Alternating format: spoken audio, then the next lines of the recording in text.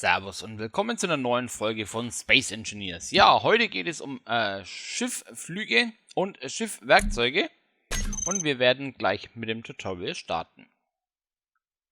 Ein großes Vergnügen im Leben ist es zu tun, worüber andere behaupten, man kann es nicht. Ja, der Spruch ist richtig und neu. Den Namen spreche ich jetzt sicherheitshalber mal nicht aus. Ich nenne ihn mal Water.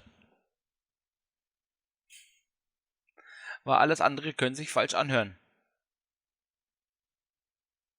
So, und wir machen einen Wiedereinstieg. Das ist jetzt zum ersten Mal, dass ich das Tutorial auch selber spiele. Also das heißt, jetzt ist es nicht nur für mich neu, sondern für euch neu, sondern auch für mich. So, wir haben hier wieder unsere Krankenstation. Enter the Saber Grind ship by looking at the cockpit until you see a yellow highlight. Then press T to enter. Das ist klar. Wenn das Ship Cockpit turn on the... Okay.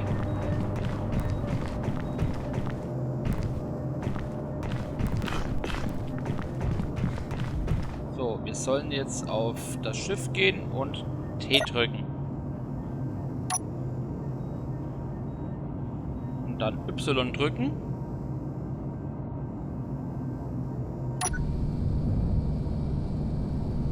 Sehr schön. Und der Reaktor ist an. Aus, an. Cool. So, was haben wir denn da stehen? Press to turn reactors on, off. Okay, also das ist für mich neu. Hatte ich auch noch nicht gewusst. Also Y drücken, um den Reaktor aus- und anzuschalten. Also das heißt Power anzumachen. C drücken, um nach unten zu gehen, Spacebar, um nach oben zu gehen, Z Turns, ja, das ist dieses den Trägheitsdämpfer, schaltet man an und ab. Wenn man Alt drückt, kann man dann von der Sicht aus gucken. Q und E ist das Rollen. Und AD ist klar, ist links, rechts. Und mit L kann man dann noch das Licht an- und ausmachen. So. Dann hätte ich gesagt, dann steigen wir mal in die Luft. Was steht hier? It is more effective to slow down using dampness than manual thrust.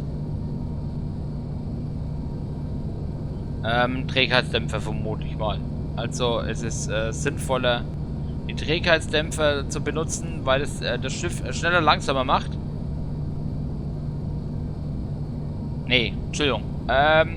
It's more effective to slow down using dampers than manual. Doch, also das war der erste Satz. Der zweite Satz heißt, dass die Trägheitsdämpfer das Schiff automatisch stoppen. Und man soll dran denken, wenn man fliegt, dass man immer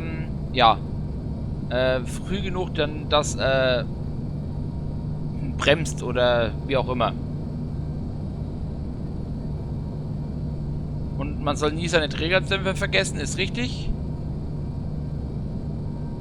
Ja, und wenn man eine lange Distanz hat, dann soll man sie deaktivieren, dann bleibt man nämlich immer auf der höheren Geschwindigkeit und man verliert auch nicht so viel Energieverlust. Ist auch noch ein wichtiger Tipp. So, dann hätte ich gesagt, gehen wir mal nach unten und ich drücke mal V und da erkennt man ja gar nichts. So, dann wie gesagt.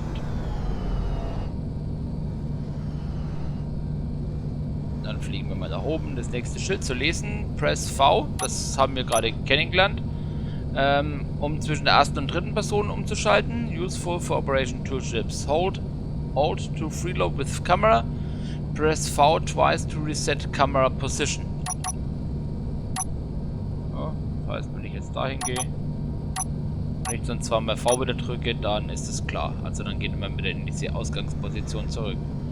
Use the ship grinder to cut a hole in the red armor wall, big enough to fly the ship through.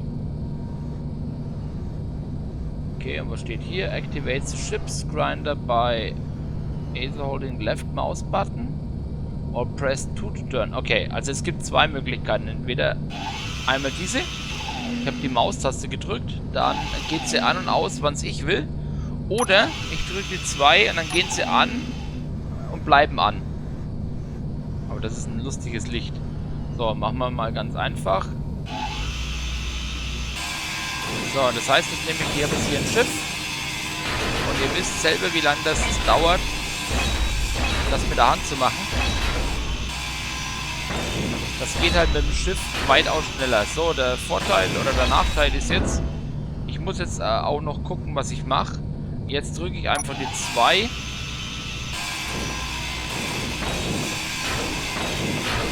Und auch nochmal die V-Taste, dass man sieht, wie groß das Schiff ist.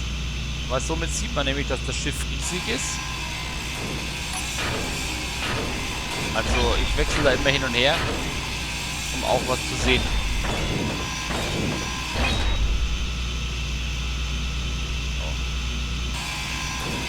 Der Vorteil von solchen Schiffen ist, wenn man sich einen Grinder baut, beziehungsweise einen Schweißer,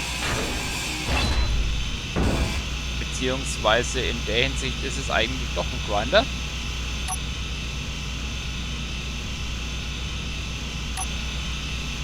So, wir drücken wieder den 2.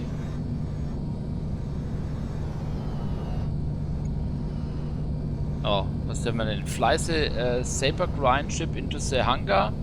Base him exit the ship.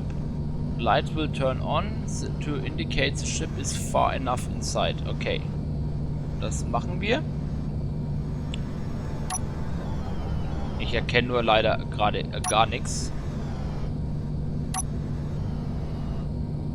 So, dann drücke ich jetzt mal sicherheitshalber die Taste. Ich habe es vergessen. Mist.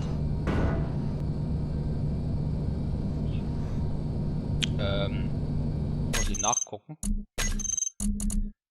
Und zwar die Steuerung. Ja, es gibt sehr viele Steuerungssachen, wo man merken muss, ich habe, vielleicht war es dort gestanden, ich habe es noch nicht gelesen. Ich glaube aber, dass es das F war. Helm an, Trägheitsdämpfer an, Funktionssignale, Screenshot, nein, nein, nein, nein. Konfiguration 3, Baumodus, nein, der interessiert uns auch nicht. Der Zuschauermodus, oh Gott, ja, super.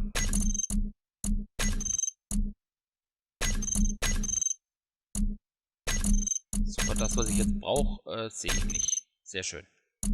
Also auf jeden Fall kann man normalerweise sein Schiff... So, wollen wir mal. Drücken die Alt-Taste, dass wir auch sehen, wo wir sind.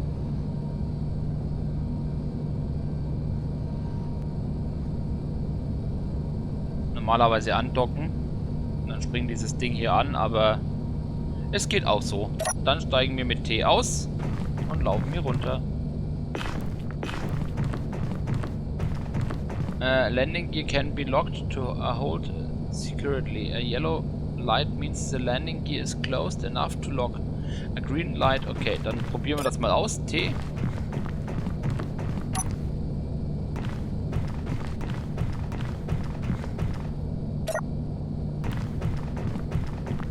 Und momentan sehe ich gar nichts. Sehr schön.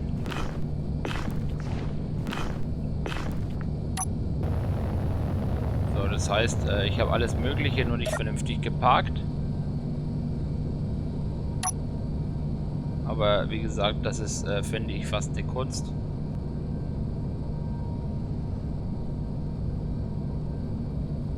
Okay, das heißt, wir gehen jetzt raus. So, und jetzt habe ich ein gelbes Licht. So, und jetzt habe ich ein grünes Licht und jetzt ist der Magnetmodus an.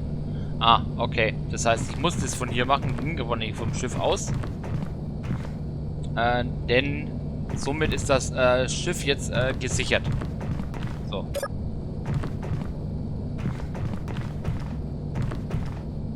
Okay, ich hoffe jetzt mal, dass ich dann hier ganz normal rauslaufen soll.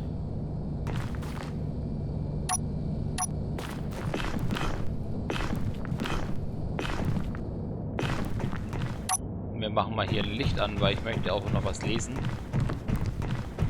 So, und es geht weiter.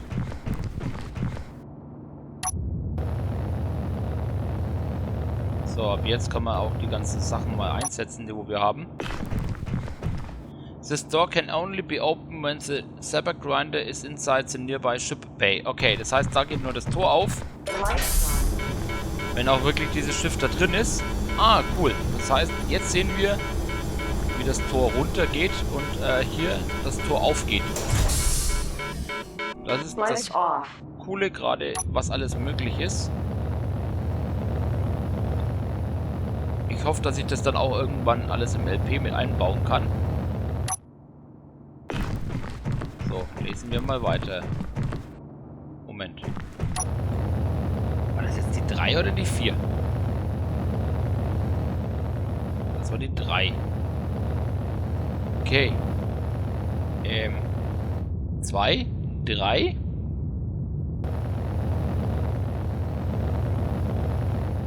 Oh, da oben ist die 4. Dann gehen wir mal als erstes dahin. Enter the world ship cockpit and press E to begin loading the ship with components. Okay. In the inventory menu, look for a container named component storage. Drag all stacks from there to storage, bla bla bla.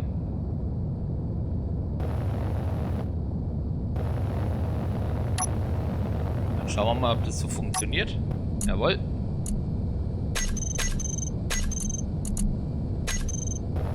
Okay, das ist gerade lustig. Es steht drin, enter the world ship cockpit. Ach so, enter. Das machen wir. Und jetzt drücken wir I. Jetzt sind wir auch da. So. Dann finden wir hier unsere Komponenten. Und normalerweise...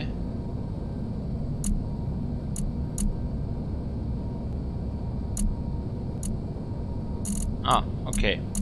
Alles klar. So. Das heißt, wir gehen jetzt einfach hin und schieben das da runter.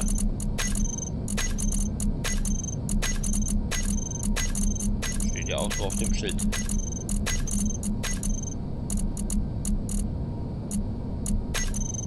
Ich habe zwar 2 Storage, aber das ist mir jetzt egal. Okay. Haben wir getan. Ich steige nochmal aus. War es sicher, ist sicher.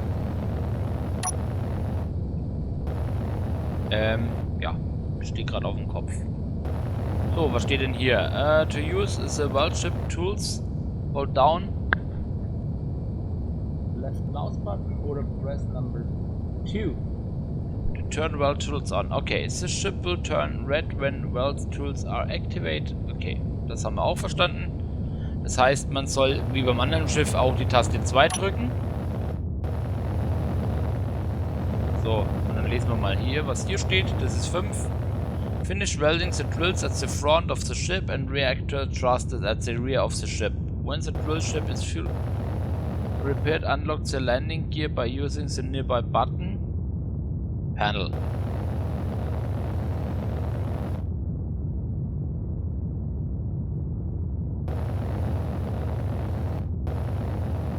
To use the world ship to finish repairing the drill ship. The drill ship is required in the next room to mine iron ore. Okay, das heißt jetzt gehen wir hin. Also wir brauchen jetzt dieses Schiff.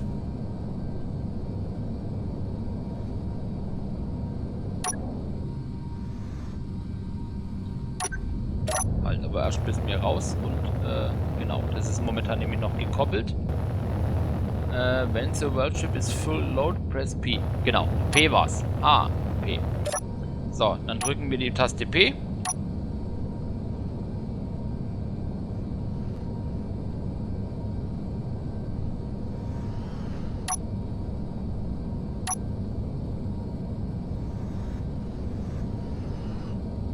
So, sehr gut. Und jetzt können wir nach unten gehen. So, und jetzt drücken wir die 2 an. Und jetzt haben wir ein Schweißschiff. Das heißt, wir werden jetzt nahe an das Schiff gehen. Und ihr seht gerade, jetzt nimmt das gesamte Inventar, was man hat. Das ist vor allem genial, wenn man ein großes Schiff baut. Das Ding kann auf richtig langen Strecken, oder was heißt auf langen auf großen Flächen Sachen zusammenschweißen, und zwar in atemberaubender Geschwindigkeit. Aber dieses Licht ist ein Witz.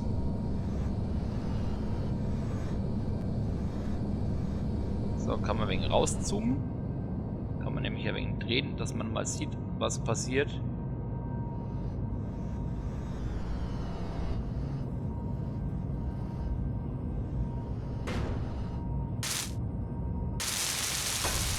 Und jetzt fängt das Schweißen an. Ist gar nicht so einfach, mit der Außenkamera das zu machen.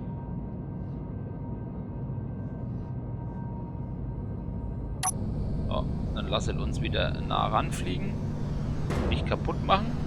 Das ist nämlich auch möglich, wenn man da mit der vollen Knecke dagegen kracht. So, aber es schaut eigentlich ganz gut aus. Schauen wir nochmal oben.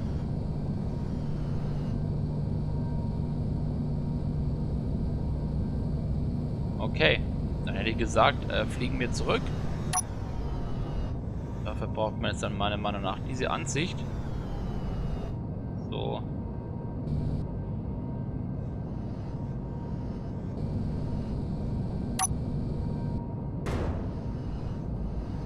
Okay, ich bin viel zu weit weg. Aber das ist gemein. Das ist gerade richtig gemein.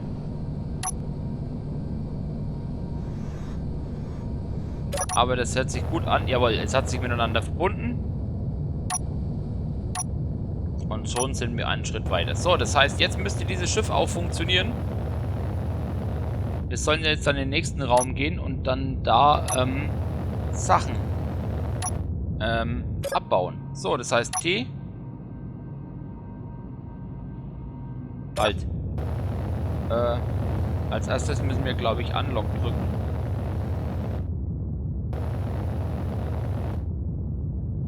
When completes the drill, ship will also need its reactors to be turned on by pressing... Ja, okay, das ist klar. Oh, wir schauen nochmal, ob ich da noch irgendwas vergessen habe, aber ich müsste eigentlich alles gebaut haben. Schaut gut aus. Schaut wirklich alles gut aus. Mal gucken.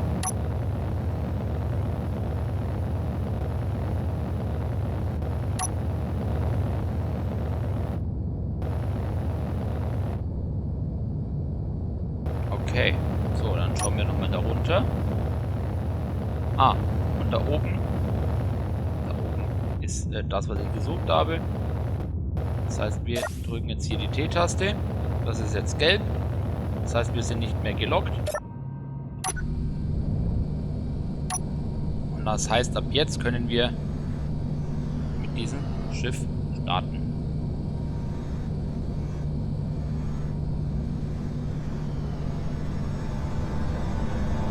So. Trägheitsdämpfer an. Das ist die 6. Das ist die 7. Das heißt, wir müssen zur 6. Oh. Mines this iron ore with a drill ship, then dock at the refinery connector. You don't need to mine the entered block, a small amount is...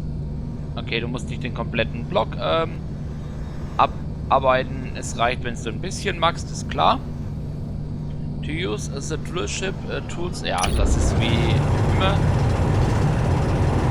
So, dann machen wir mal jetzt erstmal und fliegt langsam ran und nicht zu schnell dolle, weil die Bohrer sind zwar stabiler, aber sie sind nicht unverwundbar.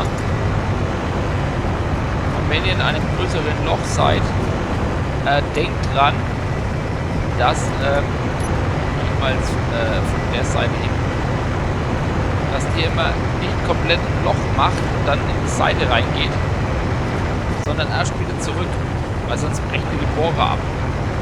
Kann seitlich gehen. Oh, jetzt kann man wegen abarbeiten. Das heißt, dahin arbeiten. Schaut super aus. So, und jetzt geht man einen Stück zurück. Geht jetzt wieder zum Beispiel ein Stück nach oben. Und geht wieder langsam nach vorne. So bleiben auch die Bohrer am Leben. So oft gesehen, dass da, ja, welche einfach links und rechts gedrückt haben und auf einmal war der Bohrer weg. Also immer etwas vorsichtiger. Es sind zwar Maschinen, aber sie sind nicht unzerstörbar. So, wir haben jetzt ein bisschen was abgebaut, das heißt, wir machen jetzt mal die Bohrer dicht und fliegen. zu der Station da. So, das heißt, wir drücken zweimal V, dass wir wieder die Ansicht haben. Beziehungsweise nur noch einmal V, weil ich möchte es auch noch lesen. So, und jetzt habe ich zum Beispiel beinahe Bockmist gebaut, weil ich zu viel Gas gegeben habe. Dock the drill ship at the refinery connecting to overload mine ore. When the refinery has smelt ingots, you will be able to proceed to the next chamber. The refinery will automatically pull ores from... Okay, also das heißt, dieses System ist so aufgebaut, dass die Raffinerie das automatisch macht, sobald man angedockt ist. Jetzt muss ich nochmal lesen da unten. Ja, es ist P. Das muss man nur immer wieder sich merken. Vergesst das nämlich immer gern. So, das wird so ein wenig kniffliger.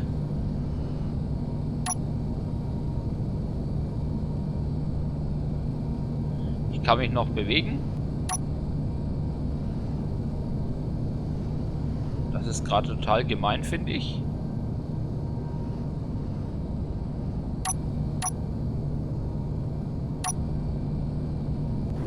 So. Und jetzt hört ihr, wie da sozusagen die Teile reinfallen. Und somit verarbeitet werden. Ja, das ist jetzt nur die optische Ansicht, dass auch wirklich die Erze verarbeitet werden.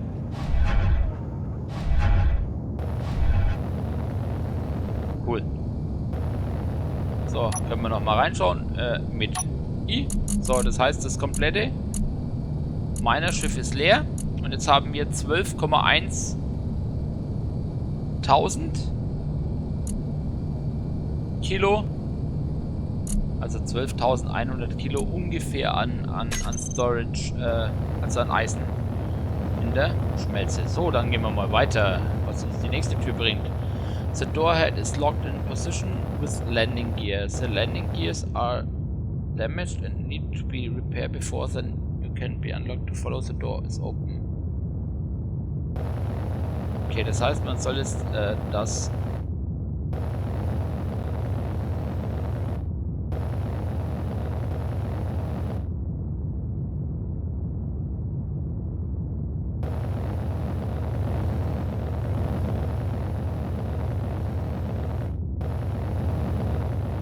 ja, ist gerade schön.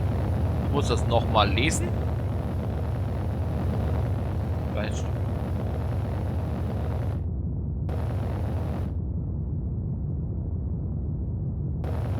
Okay. Nochmal achtens. Ich glaube, da habe ich... The doorhead is locked in position with landing gear. The landing gears are damaged. Ah, okay. Das heißt, wir fliegen mal zu den Landing Gears hin. Und zwar zu denen hier. Ihr seht, der ist nicht fertig. Wenn ich jetzt... Ja, ich habe keine...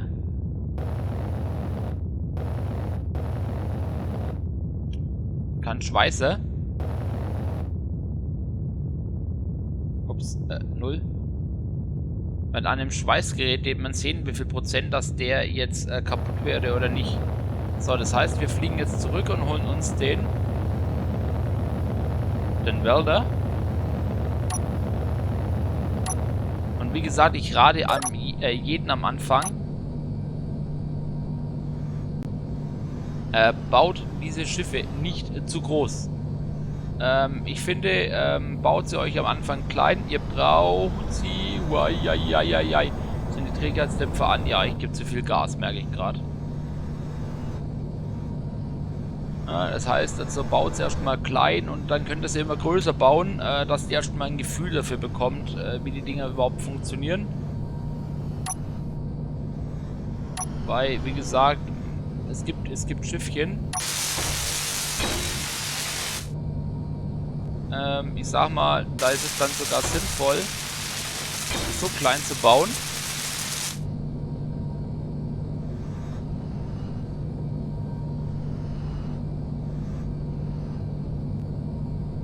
dass man sozusagen, ja,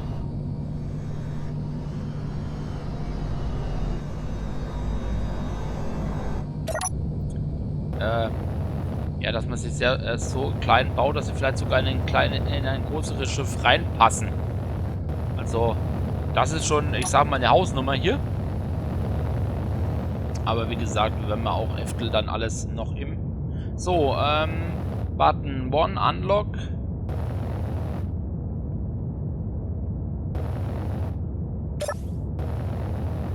Und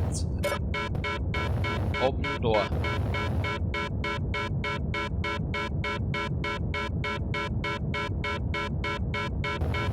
Cool. Also ihr seht gerade, diese Ärmchen hier haben jetzt diese Tür gehalten.